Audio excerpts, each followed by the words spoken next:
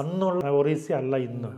ഇന്ന് വളരെയധികം ഫണ്ടമെന്റലിസ്റ്റും അതുപോലെ തീവ്രവാദികളും പോളറൈസ്ഡ് ആയി നമ്മളെ വേറെ വിധത്തിൽ നോക്കി കാണുന്നു. അവർക്കൊരു ത്രെട്ടായിട്ട് കാണുന്നു. നമ്മൾ ചെയ്യുന്ന എല്ലാ പ്രവർത്തനങ്ങളെയും ഒരു ഗ്രൂപ്പ് തെറ്റായ രീതിയിൽ വ്യാഖ്യാനിച്ചുകൊണ്ട് അതിനെ ഇല്ലായ്മ ചെയ്യാനും ഒക്കെ ചെയ്തുകൊണ്ടിരിക്കുന്ന ഒരു പ്രവണത നമ്മൾ കാണുന്നു. കുറച്ച് വർഷങ്ങൾക്ക് 10-25 വർഷങ്ങൾക്ക് മുമ്പ് ഗ്രഹാം സ്റ്റെയിനെയും 2 മക്കളെയും ചുട്ടുകരിച്ചത് ഈ രൂപതയിൽ വെച്ചാണ്. വെല്ലുവിളികളുണ്ട്. ഇപ്പോഴും നമ്മുടെ അച്ഛന്മാരെയും അതുപോലെ സിസ്റ്റേഴ്സിനെയും ഒക്കെ ഇവർ ആ വിധത്തിൽ കാണുകയും ചിലപ്പോഴൊക്കെ വഴിയിൽ തടഞ്ഞു നിർത്തുകയും. ഇന്ന് നമ്മളോടൊപ്പമുള്ളത് അഭിവന്യ വർഗീസ് തോട്ടങ്കര പിതാവാണ്. പിതാവ് വിൻസെൻഷ്യൻ സഭാംഗം, അതായത് വിൻസെൻ്റ് ഇപ്പോൾ നേരിട്ട് സ്ഥാപിച്ച കോൺഗ്രിഗേഷൻ ഓഫ് ദി മിഷൻ സഭയിലെ അംഗമാണ്. എറണാകുളം രൂപതയിൽ തോട്ടുവയിൽ ജനിച്ചു വളർന്ന അഭിവന്യ തോട്ടങ്കര പിതാവ് ഇന്ന് ഇന്ത്യയിലെ ഒറീസയിലെ ബാലേശ്വർ രൂപതയുടെ പിതാവായിട്ട് ശുശ്രൂഷ ചെയ്യുകയാണ്. വെൽക്കം പിതാവേ, ഈ ചെറിയൊരു ഇൻ്റർവ്യൂ എപ്പിസോഡിലേക്ക് സ്വാഗതം. Thank you. അഭിവന്യ വർഗീസ് പിതാവേ, അങ്ങയുടെ ജീവിതയാത്രയിൽ പ്രേക്ഷകർക്ക് അറിയുവാൻ ആഗ്രഹമുണ്ടാവും. അങ്ങയുടെ കുടുംബത്തെക്കുറിച്ച്, അങ്ങയുടെ ദൈവവിളിയെക്കുറിച്ച് ഒന്ന് പങ്കുവയ്ക്കാമോ? ഓക്കെ, ഞാൻ എറണാകുളം രൂപതയിലെ തോട്ടുവ ഇടവകയിൽ ജനിച്ചു വളർന്ന് 10ാം ക്ലാസ് പഠനത്തിന് ശേഷം എൻ്റെ കസിനായിരുന്ന ഒരച്ഛൻ, ബേസിൽ തോട്ടങ്കര എന്ന അച്ഛൻ ഒറീസയിൽ ജോലി ചെയ്തുകൊണ്ടിരുന്നതാണ്. അദ്ദേഹത്തെ കാണുകയും അദ്ദേഹത്തിൻ്റെ തിരുപ്പട്ട സ്വീകരണത്തിൽ പങ്കെടുക്കുകയെല്ലാം ചെയ്തപ്പോൾ എനിക്കും ഒരു മിഷണറി വൈദികനാകണം അദ്ദേഹത്തെ പോലെ എന്നുള്ള താല്പര്യം തോന്നി. അങ്ങനെ അദ്ദേഹത്തോട് പറഞ്ഞു. എന്നെയും എൻ്റെ കസിനായ സെബാസ്റ്റ്യൻ തോട്ടങ്കര അച്ഛനെയും ഞങ്ങൾ രണ്ടുപേരെയും റിക്രൂട്ട് ചെയ്ത് ഒറീസയിലേക്ക് കൊണ്ടുപോയി. ഒറീസയിലായിരുന്നു ആദ്യ പരിശീലനം. എല്ലാം മൈനസ് സെമിനാരി, ഫിലോസഫി, നോവിഷ്യറ്റ്, അങ്ങനെ 7 വർഷം ഒറീസയിൽ പരിശീലനം കഴിഞ്ഞ് പിന്നെ കേരളത്തിൽ വന്ന് ആലുവ സെൻറ്റ് ജോസഫ്സ് മംഗലപ്പുഴ സെമിനാരിയിൽ തിയോളജി പഠിച്ചു. തിയോളജി പഠനത്തിന് ശേഷം 1987 ജനുവരി 6-ാം തീയതി കാർഡിനൽ പടിയറയിൽ നിന്ന് തിരുപ്പട്ടം സ്വീകരിച്ചു. ആ തോട്ടുവായിൽ വെച്ചായിരുന്നു. അഭിവന്യ കർദിനാൾ ആന്റണി പടിയറിൽ നിന്ന് പട്ടം സ്വീകരിക്കാൻ അങ്ങ് ലാറ്റിൻ രൂപതയ്ക്ക്, ലാറ്റിൻ സഭയിൽപ്പെട്ട, അതെ, ലാറ്റിൻ സഭയിൽപ്പെട്ട ഒരു കോൺഗ്രിഗേഷൻ അംഗമായിരുന്നെങ്കിലും ഞങ്ങൾ ഒറിജിനലി എറണാകുളത്ത് നിന്നായതുകൊണ്ട് ഞങ്ങൾക്ക് അനുവാദം തന്നു, നിങ്ങളുടെ തന്നെ രൂപതകളിൽ പട്ടം സ്വീകരിച്ചു കൊള്ളാൻ പറഞ്ഞു. അപ്പോൾ അതുകൊണ്ട് എറണാകുളത്തെ പിതാവിനെ സമീപിച്ചു. അദ്ദേഹം സമ്മതിച്ചു. എറണാകുളത്ത് വന്നിട്ട് അധികം ആയിട്ടുണ്ടായില്ല പടിയറ പിതാവ്. അപ്പോൾ അദ്ദേഹം തോട്ടുവ സന്ദർശിക്കാനുള്ള ഒരു അവസരം കൂടിയായി. അങ്ങനെ തോട്ടുവ പള്ളിയിൽ വെച്ച് ആദ്യമായിട്ട് നടന്ന പട്ടസ്വീകരണമായിരുന്നു ഞങ്ങളുടേത്. പട്ടം സ്വീകരിച്ച് കഴിഞ്ഞ് പിന്നെ ആദ്യം ശുശ്രൂഷ ചെയ്യാൻ വേണ്ടി അയച്ചത് ഒറീസയിലേക്ക് തന്നെയാണ്. ഒറീസയിൽ അവിടെ തന്നെ വൈദ്യ പരിശീലനം നടത്തിയത് കൊണ്ട് ഭാഷയെ കുറച്ച് അറിയാമായിരുന്നു.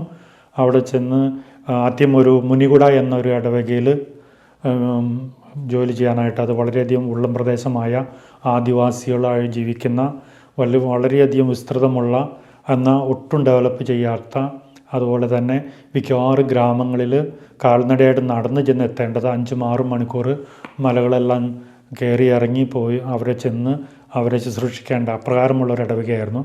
അവിടെ ഒരു ആദ്യത്തെ വർഷം ജോലി ചെയ്തു. പിന്നീട് വേറൊരു ആദിവാസി വർഗമായ സവര സ്പീക്കിംഗ് ആയിട്ടുള്ള ഒരു ഗ്രൂപ്പിൻ്റെ കൂടെ പിന്നീട് എനിക്ക് ട്രാൻസ്ഫർ കിട്ടി.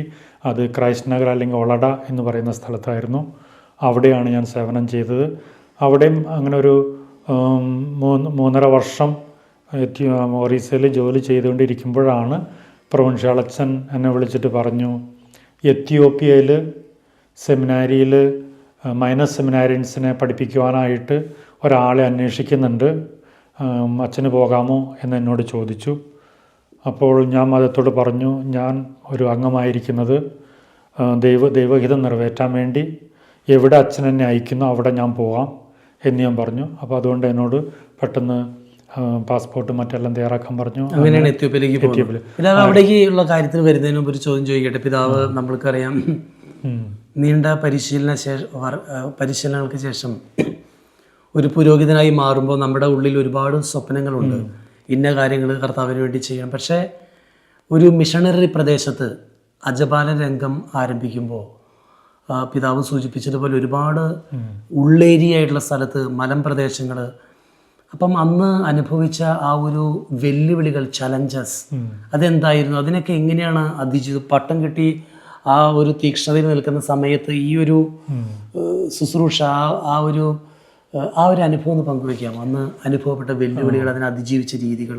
ഞങ്ങളുടെ പരിശീലനം ഒറീസയിൽ തന്നെ ആയതുകൊണ്ട് പല വൈദികരും ഉള്ളം പ്രദേശത്തു നിന്നും ഇടവുകളിൽ നിന്നും മിഷൻ സ്റ്റേഷനിൽ നിന്നും വരികയും അവരുടെ പ്രവർത്തനങ്ങൾ വിവരിക്കുകയും ചെയ്യുന്നത് കൊണ്ട് അതിനെ വളരെ ആകാംക്ഷയോടും പ്രതീക്ഷയോടുമാണ് ഞങ്ങൾ കാത്തിരുന്നത്. അതല്ലാതെ പേടിപ്പിക്കുന്ന ഒന്നായിട്ടല്ല. വെല്ലുവിളികളുണ്ടെന്നറിയാം, നടന്നു പോകണം. അതുപോലെ തന്നെ ഗ്രാമപ്രദേശങ്ങളിൽ പോയി കഴിഞ്ഞാൽ പെട്ടെന്ന് മലമ്പനി പിടിക്കും എന്നുള്ളതും ഞങ്ങൾക്ക് അറിയാമായിരുന്നു. വന്യമൃഗങ്ങളുള്ള സ്ഥലമാണെന്ന് അറിയാമായിരുന്നു. അതുപോലെ തന്നെ ഈ ഗ്രാമങ്ങളിലോട്ട് പോകുന്നത് ഇന്നൊക്കെ ഒത്തിരി ഡെവലപ്പ് ചെയ്തിട്ടുണ്ട്. പക്ഷെ അന്ന് അവിടെ ചെല്ലണമെങ്കിൽ കാൽനടയായിട്ട് മണിക്കൂറുകളോളം നടന്ന് ചെല്ലണം. ചെന്ന് കഴിഞ്ഞാൽ ആ ഗ്രാമത്തിൽ അവരോടൊപ്പം യാതൊരു സൗകര്യങ്ങളും ഇല്ലാത്ത വിധത്തിൽ അവരോടൊപ്പം വസിക്കണം എന്നുള്ളതെല്ലാം അറിയാമായിരുന്നു. അതുകൊണ്ട് അതിനൊരു ബുദ്ധിമുട്ടായിട്ട് തോന്നില്ല, പക്ഷെ വളരെ സന്തോഷമാണ് തോന്നിയത്. ഞാൻ ആദ്യം ചെന്ന ഇടവകയിൽ വികാരിച്ചനായിട്ടിരുന്ന, അപ്പോൾ ആ ഇടവക പള്ളി ഉള്ളിടത്തുനിന്ന് ഒത്തിരി ദൂരെയാണ്, 35-40 കിലോമീറ്റർ ദൂരെയാണ് ഈ ഗ്രാമങ്ങളുള്ളത്. 35 ഗ്രാമങ്ങളുണ്ടായിരുന്നു. അപ്പോൾ ഇവിടെ ഇരിക്കുന്ന സമയം ഞാൻ പറയും, നമ്മളിവിടെ 2 അച്ഛന്മാർ ഇവിടെ ഇരിക്കുന്നതിനെ കൂടുതൽ ഞാൻ ഗ്രാമങ്ങളിലേക്കൊക്കെ പോകട്ടെ, അവിടെ പോയി യുവാക്കളെയൊക്കെ കാറ്റഗിസം പഠിപ്പിക്കുകയൊക്കെ ചെയ്യാമല്ലോ, അതുകൊണ്ട് ഞാൻ പോകട്ടെ എന്ന് പറയും. പലപ്പോഴും അച്ഛൻ നമ്മുടെ സേഫ്റ്റിയെക്കുറിച്ച് ഓർത്തും ആരോഗ്യത്തെക്കുറിച്ച് ഓർത്തും നമ്മൾ ഗ്രാമസന്ദർശനത്തിന് വർഷത്തിൽ 2 പ്രാവശ്യം പോയാൽ മതി, ബാക്കിയുള്ള സമയത്ത് അവിടെ കാറ്റഗിസ്റ്റുമാരുണ്ട്, അവർ ചെയ്തോളും എന്ന് പറഞ്ഞ് പറയാറുണ്ട്. പക്ഷെ എന്നിരുന്നാലും ഞാൻ കൂടെ ആവശ്യപ്പെടുകയും കിട്ടുന്ന അവസരങ്ങൾ വരുമ്പോൾ എനിക്ക് പോകുന്നതാണ് താല്പര്യം. ഈ ചെറുപ്പകാലത്ത് ഞാൻ എന്തെങ്കിലും ചെയ്തു കഴിഞ്ഞാലല്ലേ ഭാവിയിൽ നമുക്ക് അതിനെക്കുറിച്ച് ഓർത്ത് സന്തോഷം ഞാൻ പറയുമായിരുന്നു. അപ്പോൾ അതൊന്ന് അച്ഛൻ എന്നെ അനുവദിക്കും. അപ്പം ഞങ്ങളൊരു ടീമായിട്ടാണ് പോകാറുള്ളത്. സിസ്റ്റേഴ്സിൽ നിന്ന് 2 പേര് വരും, ഒരു കാറ്റഗിസ്റ്റ് ഉണ്ടാകും, പിന്നെ ഞാൻ അങ്ങനെ 4 പേര് ഞങ്ങൾ പോകും. ആ കൂട്ടത്തിൽ ഓരോ ഗ്രാമത്തിലെ എന്താണ് അവിടെ ചെയ്തിരുന്നത്? ഏത് പ്രദേശത്ത് ഗ്രാമങ്ങൾ ചെല്ലും. അപ്പോൾ അവിടെ ചെയ്യാൻ പോകുന്നത് ഗ്രാമങ്ങളിൽ ചെല്ലുന്നു. അപ്പോൾ മിക്കവാറും ഗ്രാമങ്ങളിൽ ഒന്നുകിൽ അവർ കാറ്റക്കുമെൻസ് ആണ്, അതായത് നമ്മളുടെ വിശ്വാസത്തിലോട്ട് അതായത് വിശ്വാസികളാണ്, ക്രൈസ്തവ വിശ്വാസം സ്വീകരിച്ചു, പക്ഷേ ജ്ഞാനസ്നാനപ്പെടാനും മറ്റുള്ള ഈ കൂതാശകൾ സ്വീകരിക്കാൻ ഒരുങ്ങിക്കൊണ്ടിരിക്കുന്നവർ. കാരണം അവർക്ക് 2-3 വർഷമെങ്കിലും ശരിക്കും വിശ്വാസ പരിശീലനം കൊടുത്താലാണ് മാമോദിസ കൊടുക്കുകയുള്ളൂ.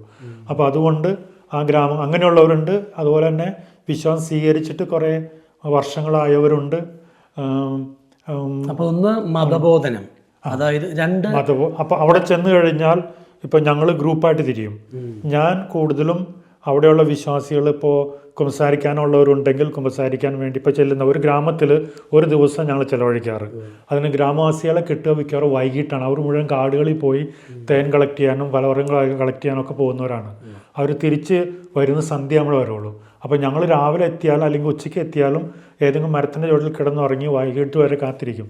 വൈകിട്ട് ഇവരെല്ലാവരും വരുമ്പോൾ ഞാൻ ഈ മാംസം സ്വീകരിച്ചവരുണ്ടെങ്കിൽ കുമ്പസാരിക്കാനുള്ളവരൊക്കെ ഉണ്ടെങ്കിൽ അത് ചെയ്യുന്നു. കാറ്റഗിസ്റ്റ് വീടുകളിൽ പോയി വല്ല വഴക്കുകളോ ബഹളങ്ങളൊക്കെ ഉണ്ടെങ്കിൽ ഒരുമിച്ച് ചേർക്കാനോ റീകോൺസിലേഷനൊക്കെ അതിനുവേണ്ടി ശ്രമിക്കുന്നു. സിസ്റ്റേഴ്സ് യുവതികളെ വിളിച്ചുകൂട്ടി അവരെ കാറ്റഗിസം പഠിപ്പിക്കുകയും പാട്ട് പഠിപ്പിക്കുകയൊക്കെ ചെയ്യുന്നു. ഞാൻ എൻ്റേതായിട്ടുള്ള കൂതാശകൾ സ്വീകരിക്കാനുള്ള കഴിഞ്ഞാൽ പിന്നെ യുവാക്കളെ വിളിച്ചു കൂട്ടിയിട്ട് ഞാനും മതബോധനം നടത്തിക്കൊണ്ടിരിക്കും. ഒപ്പം അതോടൊപ്പം തന്നെ ഇങ്ങനെ എന്തെങ്കിലും പ്രവൃത്തികൾ അവർക്ക് വേണ്ടി ചെയ്യുന്നുണ്ടായിരുന്നു? ഉദാഹരണം പറഞ്ഞാൽ ബേസിക് നീഡ്സ്, ചികിത്സാ രംഗങ്ങൾ, സോഷ്യൽ വർക്ക്, അല്ലെങ്കിൽ അവരുടെ എഡ്യൂക്കേഷൻ, അങ്ങനെയുള്ള ഫീൽഡുകൾ. ഇത് ഗ്രാമങ്ങളിലല്ല, അത് ഞങ്ങളുടെ പാരീഷ് ഇരിക്കുന്ന സ്ഥലത്ത് സിസ്റ്റേഴ്സ് ഡിസ്പെൻസറി നടത്തുന്നു. അതോടൊപ്പം ഒരു ഗ്രഹണി ട്രെയിനിങ് എന്ന് പറയും, അതായത് ഒരു വിദ്യാഭ്യാസം ഇല്ലാത്ത പെൺപിള്ളേരെ വിളിച്ചു കൊണ്ടുവന്ന് ഒരു സാധാരണ എങ്ങനെ ഒരു അമ്മയാകണം, ഒരു വീടിൻ്റെ കാര്യങ്ങൾ നോക്കണം, നല്ല ഭാര്യയാകണം, എങ്ങനെ ആഹാരം നല്ലപോലെ ഹൈജീനിക്കായിട്ട് പ്രിപ്പയർ ചെയ്യണം, രോഗങ്ങൾ, അങ്ങനെയുള്ള ക്ലാസ്സുകൾ ട്രെയിൻ ചെയ്യാൻ വേണ്ടി ഒരു ഗ്രഹണി ട്രെയിനിങ് ഉണ്ട്. അതായത് ഇങ്ങനെയുള്ള കാര്യങ്ങളൊന്നും അവർക്ക് പറഞ്ഞു കൊടുക്കാൻ ആ ദേശത്ത് ആരുമില്ലായിരുന്നു. അങ്ങനെയുള്ള സ്ഥലത്താണ് നമ്മുടെ വൈദികരും നിങ്ങളും സിസ്റ്റേഴ്സൊക്കെ ചെന്ന് അവരെ അതിജീവനത്തിന്റെ ജീവിതത്തിന്റെ ബാലപാഠങ്ങൾ പഠിപ്പിച്ച് അവരെ ഉയർത്തിക്കൊണ്ടുവരുന്നത്. പിന്നെ ഈ ഗ്രാമങ്ങളിലെല്ലാം അവർക്ക് സ്കൂളിൽ സ്കൂളുകൾ പോലും ഇല്ല, ഈ വനത്തിലാണ് അവർ. അപ്പോൾ അതുകൊണ്ട് ഞങ്ങൾ അവിടെ ചെന്ന് പേരൻസിനെയൊക്കെ പറഞ്ഞ് മനസ്സിലാക്കി പിള്ളേരെ എഡ്യൂക്കേഷൻ കൊടുക്കണം, പഠിപ്പിക്കാൻ വിടണം, അങ്ങനെയാണെങ്കിലാണ് നിങ്ങളുടെ അവരുടെ ഭാവി സുരക്ഷിതമാവുള്ളൂ എന്ന് പറഞ്ഞ് നിർബന്ധിച്ച്. അവർക്ക് താല്പര്യം ഉണ്ടാവില്ല, അവർ പറയും ഞങ്ങളുടെ മക്കൾ ഈ ആടുമാടുകൾ മേയ്ക്കാനുള്ളവരാണ്, കാട്ടി പോകുന്നവരാണ് എന്ന് പറയും. പക്ഷേ ഞങ്ങളങ്ങനെ പറഞ്ഞ് എന്നിട്ട് അവരെ പിള്ളേരെ ഞങ്ങളുടെ പള്ളിയോട് ചേർന്നുള്ള ഹോസ്റ്റലിൽ കൊണ്ടുവരും. എന്നിട്ട് അടുത്തുള്ള ഗവൺമെൻറ് സ്കൂളിൽ പഠിക്കാൻ വിട്ട് അവർ പഠിക്കും. ഇന്ന് ഇപ്പം ഞാൻ 35 വർഷത്തിന് ശേഷം തിരിച്ചെത്തിയപ്പോൾ വരുമ്പോൾ ഈ ആഫ്രിക്കയിൽ ഈ ഒറീസയിൽ ഇപ്പം ഞാൻ പ്രവർത്തിക്കുന്ന സമയത്ത് അന്ന് പ്രവർത്തിച്ചിരുന്ന സ്ഥലത്തെല്ലാം എന്തുമാത്രം മാറ്റങ്ങൾ വന്നെന്നും അന്ന് ഞാൻ ഹോസ്റ്റലിൽ പഠിച്ചിരുന്ന പിള്ളേരെല്ലാം വളർന്നു വലുതായി, അവർക്കും പലർക്കും ജോലിയായി, അതോടൊപ്പം അവരുടെ മക്കളെയും പഠിപ്പിക്കണമെന്നുള്ള ആ ദൃഢനിശ്ചയമുള്ളവരായി തീർന്നിരിക്കുകയാണ്. അവരുടെയൊക്കെ മനസ്സ് എങ്ങനെയാണ്? ഇപ്പോൾ ഉദാഹരണം പറഞ്ഞാൽ ഇന്ന് നമ്മുടെ കത്തോലിക്ക സഭ പ്രത്യേകിച്ച് മിഷൻ പ്രവർത്തന മേഖലകളിൽ നമ്മുടെ വൈദികർ സഭ നൽകിയ വലിയൊരു സംഭാവനയുണ്ട്. അതായത് അജപാലന രംഗത്ത്, സാമൂഹ്യക്ഷേമ പ്രവർത്തന രംഗത്ത്, വിദ്യാഭ്യാസ രംഗത്ത്. പക്ഷെ അതെല്ലാം മറന്നുകൊണ്ട് തന്നെ പല സാഹചര്യങ്ങളിലും നമ്മുടെ ക്രിസ്ത്യൻ മിഷണറിമാരെ അല്ലെങ്കിൽ സിസ്റ്റേഴ്സിനെ മതം മാറ്റുന്നവരായി കാണുന്ന ഒരു പ്രവണത ഇന്ന് കൂടി വരുന്നു. അപ്പം അന്ന് നിങ്ങൾ ഇതെല്ലാം ചെയ്യുമ്പോൾ നിങ്ങൾക്ക് മതമല്ലായിരുന്നു വലുത്, മനുഷ്യരായിരുന്നു. അതായിരുന്നു നമ്മുടെ പ്രയോറിറ്റി. അപ്പം അങ്ങനെ ആ നാളുകളിൽ എന്തെങ്കിലും വെല്ലുവിളികൾ ഇന്ന് കാണുന്ന പോലെ ഉണ്ടായിരുന്നോ അവിടെയുള്ള ആൾക്കാരിൽ നിന്നും? അന്ന് ഇത്രയും വെല്ലുവിളി ഇല്ലായിരുന്നു. മാത്രമല്ല അന്നുണ്ടായിരുന്ന വെല്ലുവിളി ഇവരെ ബോധവൽക്കരിക്കുന്നത് കൊണ്ട് അവരെ കുടിയാന്മാരായിട്ട് അല്ലെങ്കിൽ അടിമകളായിട്ട് വെച്ചുകൊണ്ടിരുന്ന ലാൻഡ് ലോഡ്സാണ് ഞങ്ങൾക്കെതിരായി കൊണ്ടിരുന്നത്. മതവുമായിട്ടുള്ള ബന്ധത്തിലല്ലായിരുന്നു. പിന്നെ ഒരു കാര്യം വ്യക്തമാക്കേണ്ടത്, ഇപ്പോഴായാലും അന്നായാലും ഈ മതപരിവർത്തനം എന്ന വാക്ക് തന്നെ തെറ്റാണ്. ഒരിക്കലും നമ്മളത് ചെയ്യുന്നില്ല. കാരണം ഇപ്പോൾ ഞാനൊരു മാമോദിസ കൊടുക്കുന്നുണ്ടെങ്കിൽ അത് അക്രൈസ്തവനല്ല കൊടുക്കുന്നത്. ക്രിസ്തുവിൽ വിശ്വസിച്ച് ക്രിസ്തുവിൽ വിശ്വാസം സ്വീകരിച്ച, നമ്മൾ വേണമെങ്കിൽ ഇന്ത്യൻ ഭാഷയിൽ പറയുകയാണെങ്കിൽ ക്രിസ്തു ഭക്തനെയാണ് അവരൊരു ക്രിസ്തു ഭക്തരായി തീർന്നു. ക്രിസ്തുവിനെ കുറിച്ച് കേട്ട് നമ്മുടെ പ്രവർത്തനങ്ങൾ കണ്ട് നമ്മളെക്കുറിച്ച് മനസ്സിലാക്കി അവർ നമ്മൾ ഈ കൂടുതൽ അറിയണമെന്ന് ആവശ്യപ്പെട്ടു. അല്ലെങ്കിൽ അവർ യേശുവിനെ കുറിച്ച് പഠിക്കുന്നു. അതിനുശേഷം അവർ ക്രിസ്തുവിനെ ആരാധിക്കുന്നു, ക്രിസ്തു ഭക്തരായിത്തീരുന്നു. അങ്ങനെ ക്രിസ്തു ഭക്തരായവർ ഇവർ കൂതാശകൾ സ്വീകരിക്കാൻ ഒരുക്കമായി അല്ലെങ്കിൽ റെഡിയായെന്ന് കണ്ടു കഴിഞ്ഞാലാണ് നമ്മൾ കൂതാശകൾ കൊടുക്കുന്നത്. അതല്ലാതെ വഴിയെ പോകുന്ന ഒരാളെ വിളിച്ചുകൊണ്ട് നമ്മൾ വെള്ളം ഒഴിച്ച് മാമോദിസ കൊടുക്കുകയല്ല ചെയ്യുന്നത്. അതാണ് ഞാൻ പറഞ്ഞത്, മതപരിവർത്തനം എന്ന വാക്കിന് അർത്ഥമില്ല. കാരണം അത് അവിടെ ഒരു മനുഷ്യനും ആരെയും നിർബന്ധിച്ചാക്കുന്നില്ല. അവിടെ നടക്കുന്നത് അവർ തന്നെ ക്രിസ്തു ഭക്തരായി തീർന്ന് കഴിയുമ്പോൾ അവരാണ് ആവശ്യപ്പെടുന്നത്. അപ്പോൾ അവർ ആവശ്യപ്പെടുമ്പോഴും അവർ യഥാർത്ഥ ക്രിസ്തു ഭക്തരാണോ എന്ന് അറിയാൻ വേണ്ടിയാണ് 3-4 വർഷം അവരെ നിങ്ങൾ ഈ ക്രിസ്തു ഭക്തനായിട്ട് ക്രിസ്തുവിനെക്കുറിച്ച് കൂടുതൽ അറിഞ്ഞ് അത് നിങ്ങൾ പ്രാക്ടീസ് ചെയ്യാനായിട്ട് ആവശ്യപ്പെടുന്നു. അതായത് ചെയ്തു വരുന്നു. സഭയിലെ ഒരു വൈദികനോ സിസ്റ്റേഴ്സോ ഒരു വ്യക്തിയെ പോലും നിർബന്ധിച്ച് വിശ്വാസത്തിലേക്ക് കൊണ്ടുവരുന്നില്ല. ഇല്ല, തീർച്ചയായിട്ടും. നമ്മുടെ സാമൂഹിക പ്രവർത്തനങ്ങളിലൂടെ, സ്നേഹപൂർവ്വമായ ഇടപെടലുകളിലൂടെ അവർ ദൈവത്തെ അറിഞ്ഞ ദൈവത്തെ സ്വന്തമാക്കാൻ ആഗ്രഹം പ്രകടിപ്പിച്ച അവരുടെ ഇഷ്ടപ്രകാരമാണ് അവർ മുന്നോട്ട് വരുന്നത്. ഇന്നിപ്പോൾ ഞാൻ പ്രവർത്തിച്ച ആ ആദിവാസി ഗ്രാമങ്ങളിൽ ചെല്ലുമ്പോൾ എന്നെ പരിചയമുള്ളവരെല്ലാവരും വന്നിട്ട് പറയും, പിതാവേ, അന്ന് പിതാവുടെ അച്ഛനായിരിക്കുമ്പോൾ ഞങ്ങൾക്ക് നൽകിയ ആ വിദ്യാഭ്യാസമാണ് ഞങ്ങളെ മനുഷ്യരാക്കിയത് എന്ന് പറഞ്ഞ് നന്ദി പറഞ്ഞിട്ട് വരുന്നുണ്ട്. ഞാൻ ഓർക്കുന്നു, ഞാൻ എത്യോപ്യയിൽ ബിഷപ്പായിരിക്കുന്ന സമയത്ത് ഒരു പ്രാവശ്യം അവധിക്ക് വേണ്ടി ചെന്നപ്പോൾ ഈ ഇടവകയിൽ എന്നെ ഒരു മീറ്റിംഗ് അല്ല, ഒരു ഇടവക തിരുനാൾ പോലെയുള്ള ഒരു അവസരത്തിൽ എന്നെ വിളിച്ചു. ഞാൻ അവിടെ കുർബാന എല്ലാം വേണ്ടി ചെന്നു. ആ സമയത്ത് ഒരു ചെറുപ്പക്കാരൻ എൻ്റെ അടുത്ത് വന്നിട്ട് പറഞ്ഞു, പിതാവ് എന്നെ ഓർക്കുന്നുണ്ടോ എന്ന് ചോദിച്ചു. ഞാൻ പറഞ്ഞു ഇല്ല. ഞാൻ പിതാവ് ഇവിടെ ഹോസ്റ്റൽ ഇൻചാർജായിരിക്കുന്ന സമയത്ത് ഞാൻ ഹോസ്റ്റലുണ്ടായിരുന്നു. എന്നിട്ട് അവൻ പറയാണ്, പിതാവ് ഓർക്കുന്നില്ലായിരിക്കും, ഒരു ദിവസം ഞാൻ കിടക്കുന്ന മുറിയിൽ പായയിൽ കിടന്ന് ഞാൻ മൂത്രം ഒഴിച്ചിട്ട് പിതാവ് എന്നെ വഴക്ക് പറഞ്ഞ് എൻ്റെ ചെവിക്ക് പിടിച്ചു. അത് ഞാൻ ഇന്നും ഓർക്കണം. അതുകൊണ്ട് ഞാൻ അങ്ങനെയുള്ള എൻ്റെ ദുശീലം മാറ്റി ഞാൻ നല്ലവനായി തീർന്നു, പഠിക്കാൻ ഉത്സാഹം തന്നുകൊണ്ട് ഞാൻ പഠിച്ചു, ഇന്ന് എനിക്കൊരു ജോലിയായി എന്ന് പറഞ്ഞുകൊണ്ട് ഇന്ന് പിതാവ് ആഫ്രിക്കയിലെ പ്രവർത്തിക്കുന്നത് അറിഞ്ഞു, അതുകൊണ്ട് പിതാവിനെ സഹായിക്കാൻ വേണ്ടി എന്ന് പറഞ്ഞുകൊണ്ട് പുള്ളി ഒരു എൻവലപ്പിൽ കുറച്ച് പൈസയായിട്ട് കൊണ്ടുതന്ന് എനിക്ക് തരികയാണ് ചെയ്തത്, കാണിച്ചുകൊണ്ട് നന്ദി പറഞ്ഞുകൊണ്ട്. അപ്പോൾ ഇന്ന് അതാണ് ഞാൻ പറഞ്ഞത്, ഇന്ന് ആ ഗ്രാമങ്ങളിൽ ചെന്ന് കാണുമ്പോൾ സംഭവിച്ചിരിക്കുന്ന മാറ്റങ്ങൾ, അവർക്ക് വന്നിരിക്കുന്ന വ്യതിയാനങ്ങൾ, അവർ വളർന്നിരിക്കുന്നത്, അവർ പലരും ഗവൺമെൻറ് ജോലിക്കാരായിരിക്കുന്നത്, അവർ പലരും വ്യത്യസ്തമായ രീതിയിൽ അതുപോലെ തന്നെ ഇന്ന് അവർക്ക് അന്ന് മാതാപിതാക്കൾക്ക് ഒട്ടും തന്നെ മക്കളെ പഠിപ്പിക്കാൻ ഇഷ്ടമില്ലാണ്ട് ഇരുന്നെടുത്ത് ഇന്ന് എല്ലാവരും ഞങ്ങളുടെ മക്കളെ പഠിപ്പിക്കണം എന്ന ഒരു ചിന്തയോടുകൂടി മുന്നോട്ട് പോകുന്ന ഒരു പ്രക്രിയ കാണുവാനായിട്ട് കഴിയും. പിതാവ് തിരിച്ച് നമുക്ക് എത്യോപ്യയിലേക്ക് വരാം. അപ്പം പിതാവ് തിരിച്ച് എത്യോപ്യയിൽ വന്ന് അവിടെ വൈദികർക്ക് പരിശീലനം കൊടുക്കുന്ന ശുശ്രൂഷയിൽ ഏർപ്പെടുകയാണ്.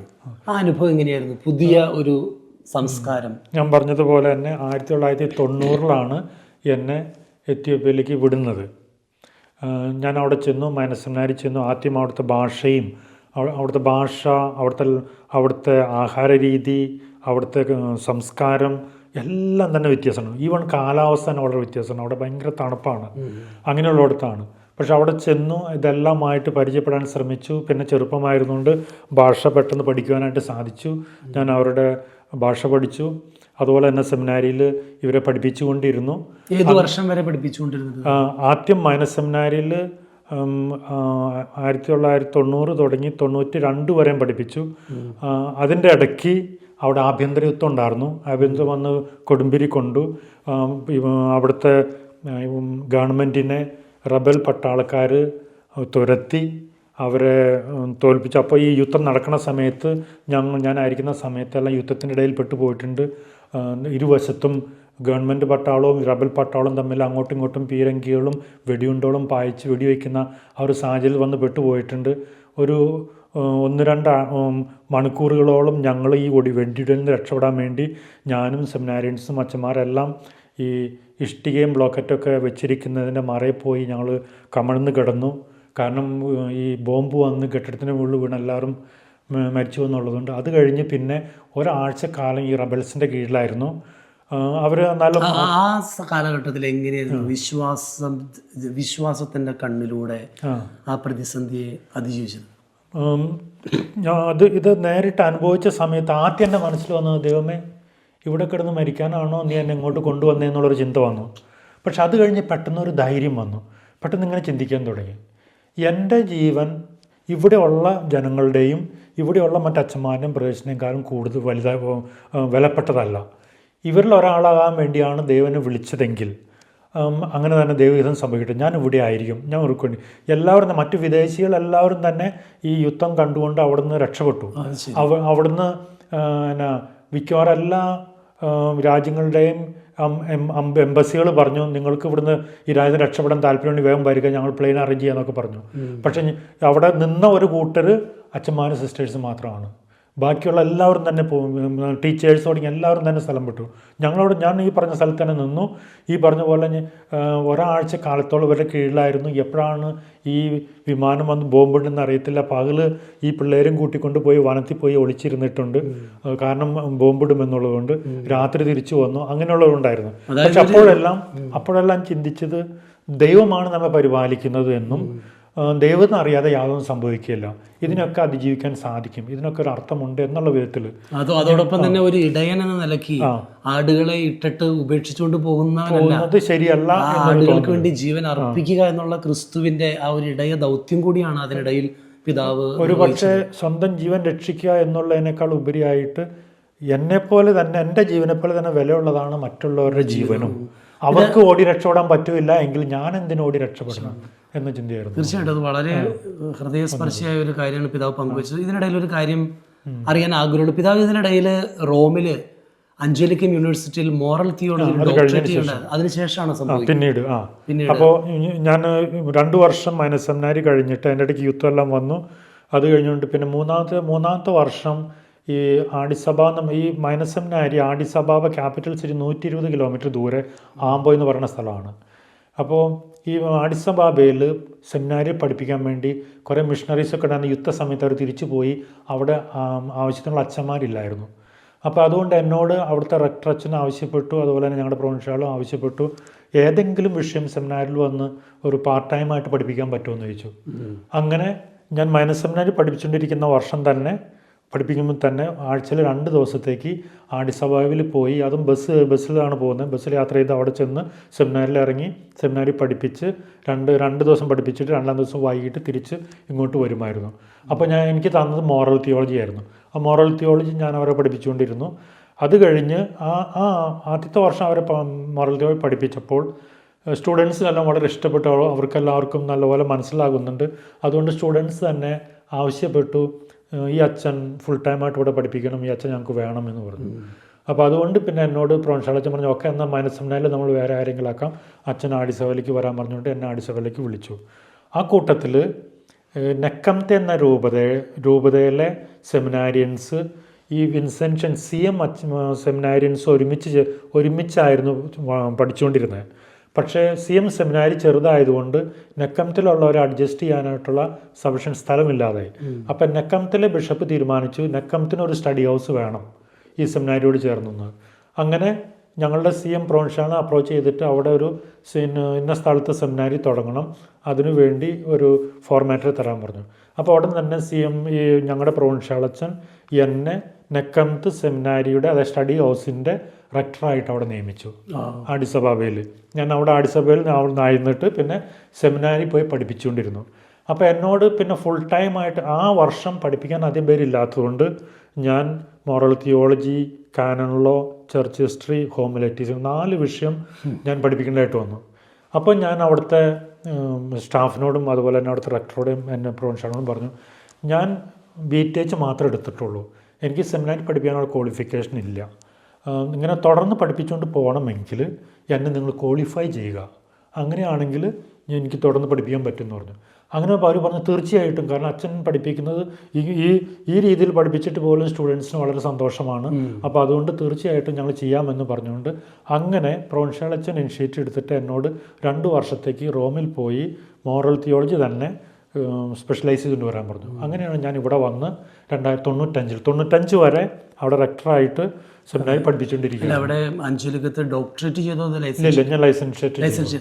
പിന്നെ അതിനുശേഷം ദൈവത്തിൻ്റെ പരിപാലന എന്നോണം 2013 നെക്കംത്തെ രൂപതയിൽ തന്നെയാണല്ലോ പിതാവിനെ നമ്മുടെ ഫ്രാൻസിസ് മാർപ്പാപ്പ പിതാവായിട്ട് നിയോഗിക്കുന്നത്.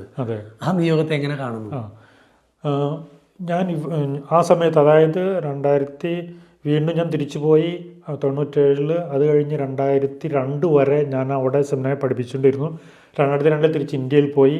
ആദ്യം കുറച്ച് നാൾ ഞാൻ ഞങ്ങളുടെ പ്രൊവിൻഷ്യാലായിരുന്നു.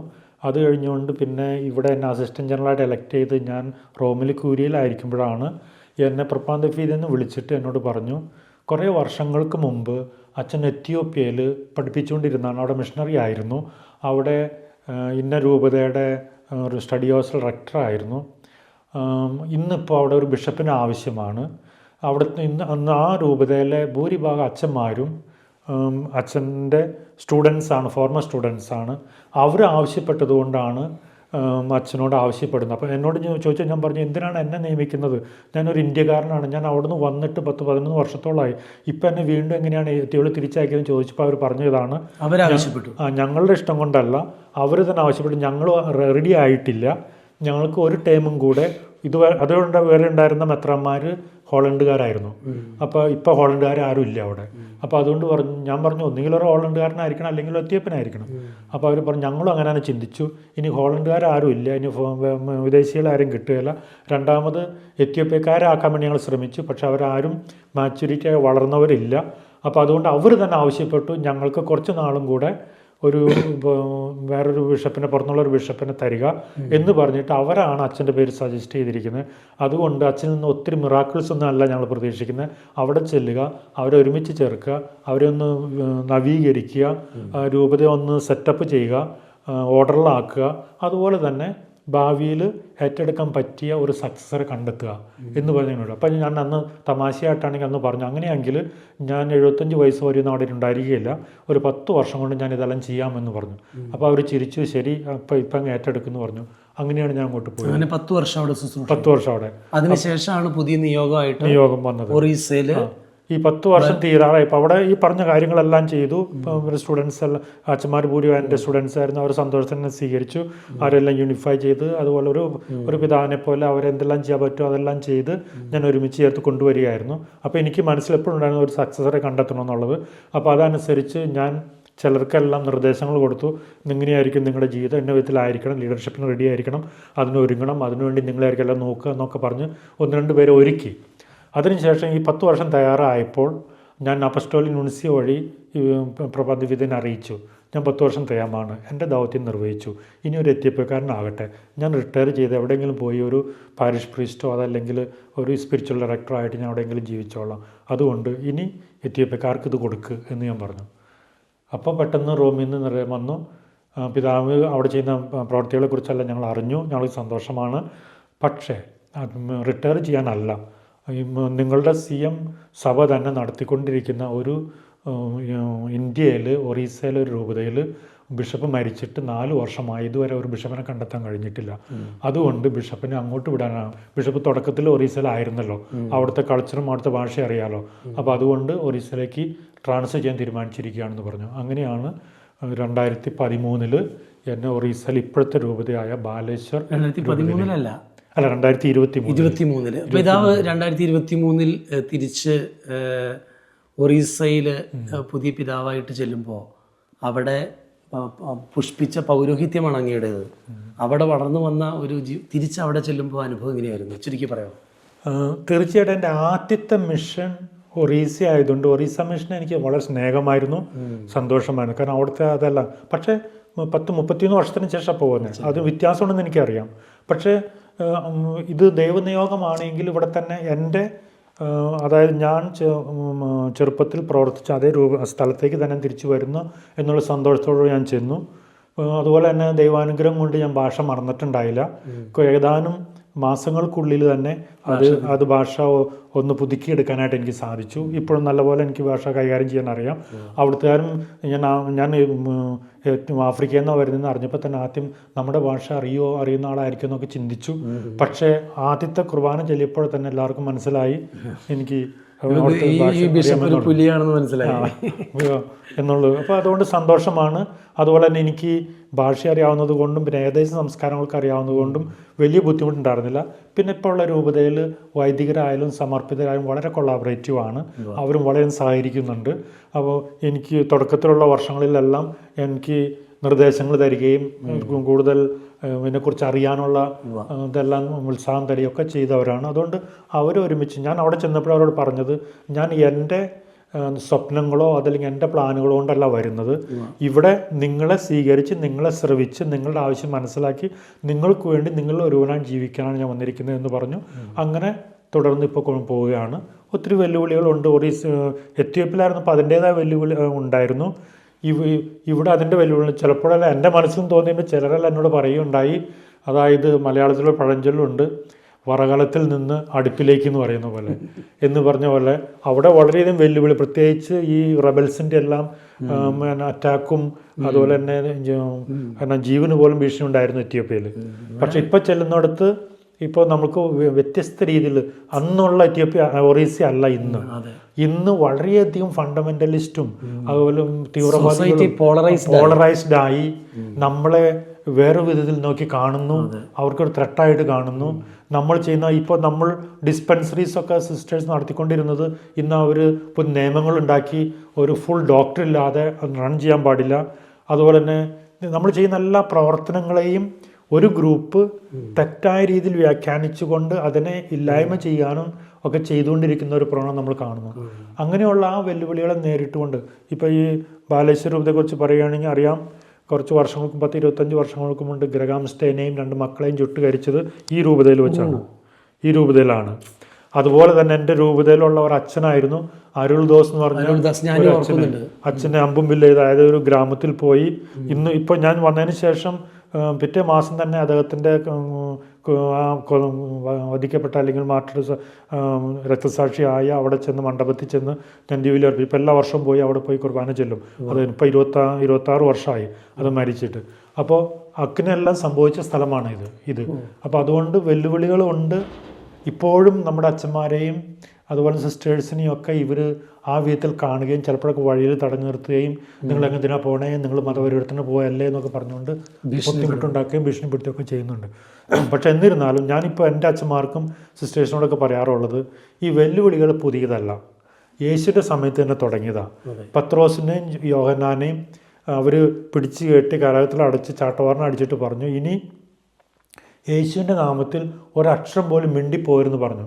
പക്ഷെ അവർ പറഞ്ഞു, ഞങ്ങൾ കണ്ടതും കേട്ടതും പ്രഘോഷിക്കാതിരിക്കാൻ ഞങ്ങൾക്ക് സാധിക്കുകയില്ല. അതുപോലെ തന്നെ പറയുകയുണ്ടായി, ഞങ്ങൾ മനുഷ്യരെ അനുസരിക്കണോ ദൈവത്തെ അനുസരിക്കണോ എന്ന്. അപ്പോൾ ഞാൻ അച്ഛന്മാരോട് എല്ലാം പറയുന്നത്, വെല്ലുവിളി എവിടെ ഉണ്ട്, എല്ലായിടത്തും ഉണ്ടാകും. നമ്മൾ നമ്മുടെ കർത്തവ്യം നിർവഹിക്കുന്നു. തീർച്ചയായിട്ടും നമ്മൾ ആരെയും പ്രൊവോക്ക് ചെയ്യാൻ പോകുന്നില്ല.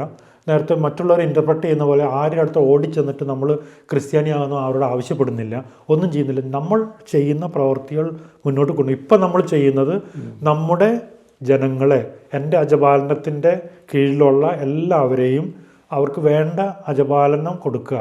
ജനങ്ങൾ എന്ന് പറയുമ്പോൾ ജാതി മത ഭേദമന്യേ എല്ലാവരും നമ്മുടെ ശുശ്രൂഷകൾ എല്ലാവർക്കും കിട്ടുന്നു. പക്ഷേ ആത്മീയ ശുശ്രൂഷ കൂടുതൽ കിട്ടുന്നത് നമ്മുടെ ക്രൈസ്തവരായിട്ടുള്ളവർക്ക്.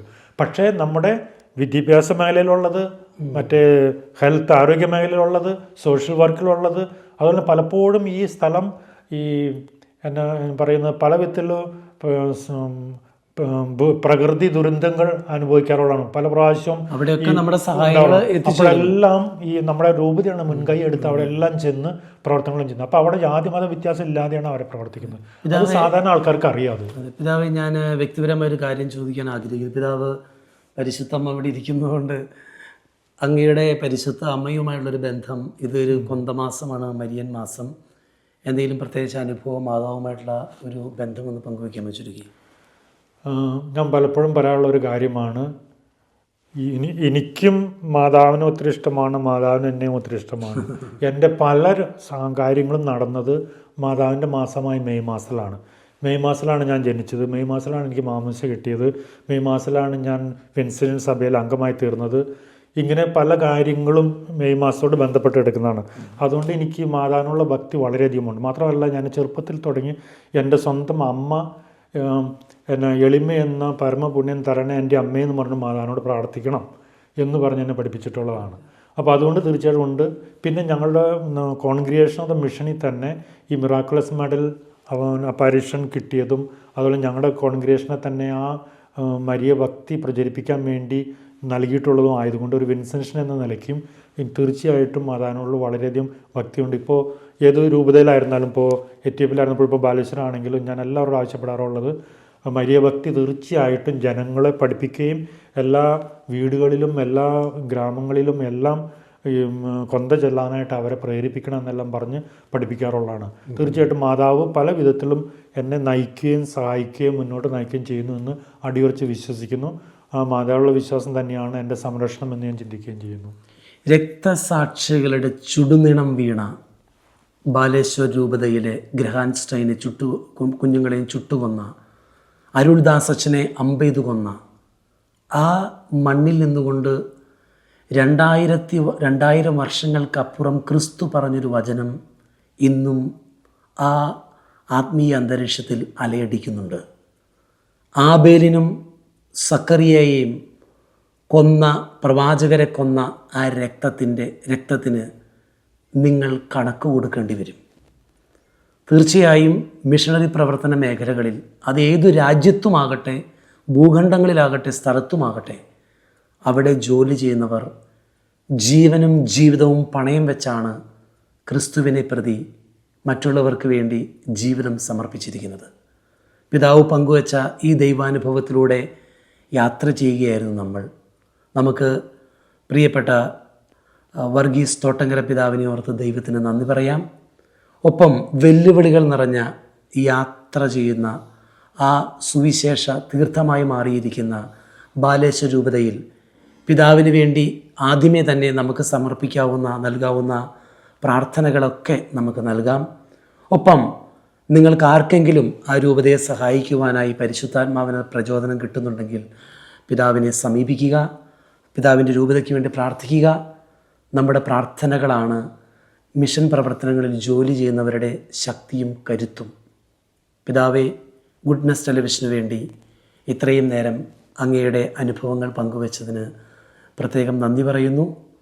ദൈവത്തിൽ കാല് ചവിട്ടി മുന്നേറുന്ന അങ്ങയുടെ സാക്ഷി ജീവിതം അനേകർക്ക്, അങ്ങയുടെ രൂപതയിലുള്ള വൈദികരുടെ സിസ്റ്റേഴ്സിൻ്റെ സമർപ്പണ ജീവിതം അനേകർക്ക് അനുഗ്രഹമായി മാറട്ടെ എന്ന് ആശംസിച്ചുകൊണ്ട് പ്രത്യേകം നന്ദി പറയുന്നു.